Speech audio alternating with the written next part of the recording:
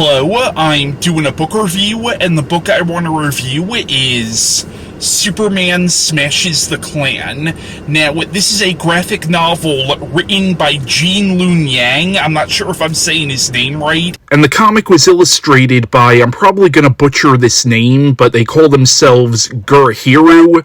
And this is an illustration team that consists of Naoko Kawano and Chifuyu Sasaki. I know I butchered both of their names. And of course, this was published by DC Comics and features the character of Superman, originally created by Jerry Siegel and Joe Shuster. Now, this was first published as a 3-issue limited comic book series between 2019 and 2020, and then later on, all 3 parts were collected as one graphic novel or trade paperback.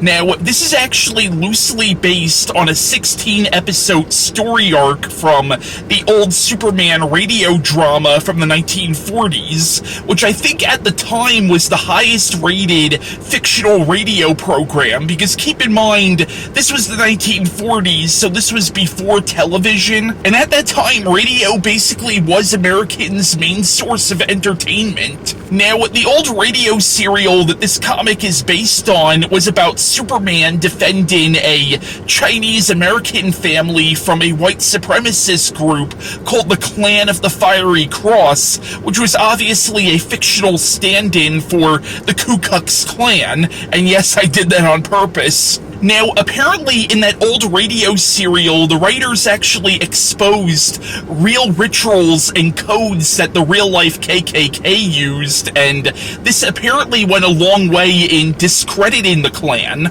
So, the plot of Superman Smashes the Klan is it's set in 1946. Keep in mind, this is set outside of the mainstream DC continuity, so in this comics timeline, Kal-El came to Earth sometime in the early 1920s, and at this point in the comics timeline, it's still relatively early in Clark Kent's career as Superman. But basically, the story primarily follows a young Chinese-American girl named Roberta Lee, who has recently moved to the suburbs of Metropolis from the city's Chinatown area, and it's the first time her family has been living in an area where the neighbors are mostly Caucasian. But basically, in the story, Roberta's brother joins the local baseball team, and he gets into a fight with this kid named Chuck, and Chuck is kicked off the team, basically for being a little shithead, and then he tells his uncle about this. His uncle, who happens to be a Grand Scorpion in the Clan of the Fiery Kross, is not too happy about this. So, one night, a group of Klansmen light a cross on fire in the Lee's front yard, and they also attempt to firebomb the house. Luckily, they're stopped. The next day, Clark Kent and Lois Lane go to report on this, and Clark Kent, taking on the identity of Superman, now has to defend the Lees from the Clan of the Fiery Kross. And Roberta, along with her brother Tommy and a young Jimmy Olsen, as well as Lois Lane and Chuck, who is starting to see the error of his ways, try to expose the Klan's more diabolical plans. Meanwhile, in the story, Superman is dealing with sort of an identity crisis and his own feelings of being an outsider, because he's only just starting to come to grips with the fact that he's an alien, and after being exposed to kryptonite, he's starting to have hallucinations about his birth parents, but he's seeing them as sort of the stereotypical image of what we would think an alien to look like. Now, Superman Smashes the Klan, I thought, was honestly a really good graphic novel. It is very political, so if that's not your thing, then I guess I wouldn't recommend this, and it's also not exactly subtle in its political commentary. But here's the deal: if you're picking up a book called Superman Smashes the Klan, and you're somehow expecting it to be not political, or you're expecting it to be more nuanced in its political commentary, then that's kinda on you at that point. Now, I know there are some people who will probably complain about this comic being quote-unquote too woke, and there is something to be said about keeping politics out of stories that are generally written for children, because this comic is geared towards younger readers. But here's the deal, it's an anti-racism message, and the book has a message about tolerance and accepting other people. Are you gonna claim that that's somehow a bad message for kids? Some people probably will, because some people are fucking racist. And you could accuse Yang of playing into our current political climate, but here's the deal.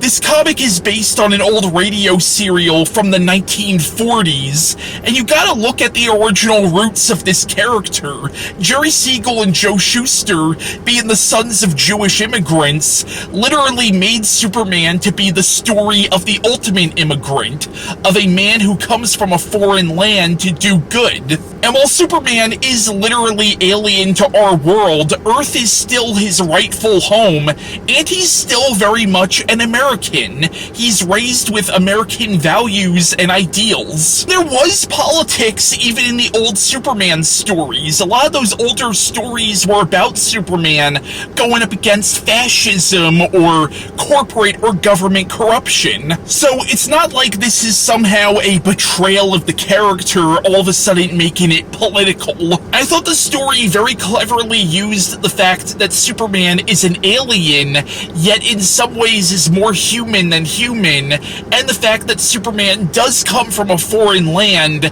yet is still an American. It used that as an allegory for the experiences of immigrants, or the experiences of Asian Americans or African Americans. I also thought it was really interesting how in the story Superman doesn't actually fly, at least not yet. He can run really fast and he can leap long distances, and you find out that he technically can fly, but he's afraid to, because he's afraid that if he flies, people will no longer see him as a Superman, but will see him as a god, and he doesn't want to be a god. He doesn't want to be an alien.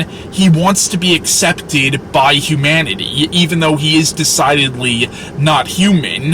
He feels that people can maybe accept running really fast and being able to leap long distances, but flying will be almost like the straw that breaks the camel's back in terms of trust. And also the fact that Superman doesn't fly in this is a direct tribute to the older Superman comics where Superman didn't fly, he only ran really fast or leaped long distances. The whole concept of Superman flying wasn't introduced till much later. I also like how Roberta in a lot of ways is the true protagonist of this story.